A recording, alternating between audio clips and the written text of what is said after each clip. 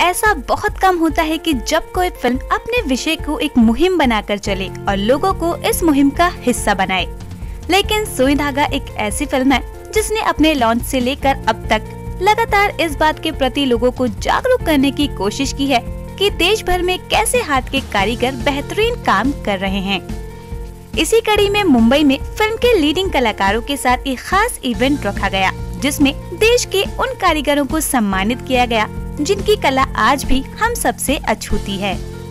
इस मौके पर अनुष्का और वरुण धवन ने लॉन्च किया एक खास वेब पोर्टल, जिसके जरिए इन कारीगरों का सामान आप ऑनलाइन भी खरीद सकते हैं और जिसका फायदा इन्हें सीधा मिलेगा।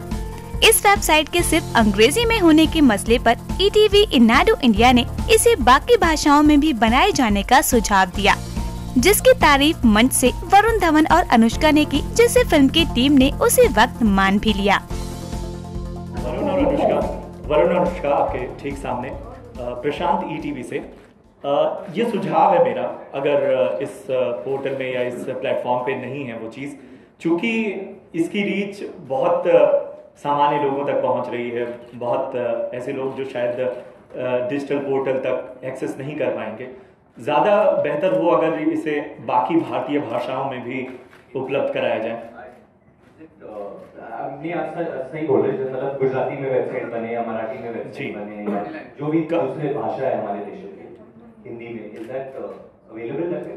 It is, it will be. I think ये जो सुझाव दिया, we can always read your website so that you can just choose a different language so that नहीं, बहुत अच्छा बात सुझाव है आपका, क्योंकि अगर उनको अप्लाई करना है तो वो अपने जो भाषा उनको आती है वो वही भाषा में पढ़ेंगे और वैसे ही इजी होगा। सो आई थिंक ये सुझाव हमें बहुत सीरियसली लेना चाहिए और थम्स अप भी मिल गया है मोटिव, तो हो जाएगा। चलिए, सवाल मेरा अनुष्का ये है कि जैसा आपने कहा कि ये 8 साल तक ये प्लेटफॉर्म मौजूद रहेगा और इसके ज़रिए लोगों को फ़ायदा पहुंचेगा। हम बहुत सारे आर्ट्स देखते हैं जिसमें उनकी आमदनी भी नहीं निकल पाती है, वो चाहते भी नहीं। वो कई आर्ट्स ऐसे हैं जिसमें महीनों वो केवल काम करते रहते हैं और एक पीस बिकता है। बहुत सारी चीज़ें हैं, उन सब के बीच में इन लोगों के बीच होना, या जैसे आपका भी एक प्लेटफॉर्म है, क्या आप इसे आगे ले जाएंगी पर्सनल लेवल पे भी? देखिए सर, हम लोग एज एक्टर्स अगर कभी भी कोई प्रमोशनल एक्टिविटी करते हैं, मैं अपने लिए बात करूँगी, मेरी बहुत सी चीज़ें जिनको मैं मना कर देती हूँ। ये नहीं कि अगर कोई भी आइडिया मार्केटिंग मेरे पास लेके आती है तो मैं उसको बोलती हूँ हाँ हाँ हाँ, क्योंकि अल्टीमेटली मैं पर्सनली ही कर रही हूँ, मैं अपना नाम इस चीज़ के ऊपर डाल रही हूँ। एंड ये चीज़ जब उन्होंने मुझे बोली थी, this was one of the first things that we discussed and I told them, even before actually this they came to me, I told them that let us also do something now for the community. And that's when they said we were exactly thinking the same thing. So we were all on the same page the first meeting that we had.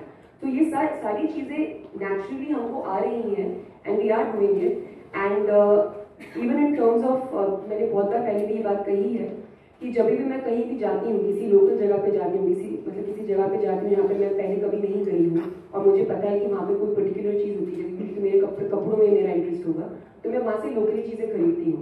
So I always been doing that, not because sweet आना मैं कर रही हूँ, मैं सालों से मैं करती हूँ। So I am just a very conscious person in general, तो ये चीज़ों मुझे बहुत अच्छी लगती है। हम उम्मीद करते हैं कि इस फिल्म की तरह बाकी प्रोडक्शन हाउस और सितारे ऐसी ही फिल्मों के जरिए समाज की भलाई का काम भी लगे हाथ करते रहें। मुंबई से ETV इनाडू इंडिया के लिए प्रशांत पांडे की रिपोर्ट।